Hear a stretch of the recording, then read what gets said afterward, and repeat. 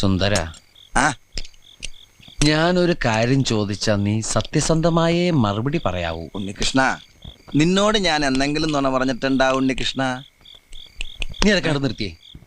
എടാ, ഒരു ബാങ്ക് തൊഴിലാളിയുടെ മകളെ ഒരു ബസ് മുതലാളി കല്യാണം കഴിക്കുന്നതിനെ കുറിച്ച് എന്താണ് നിന്റെ അഭിപ്രായം?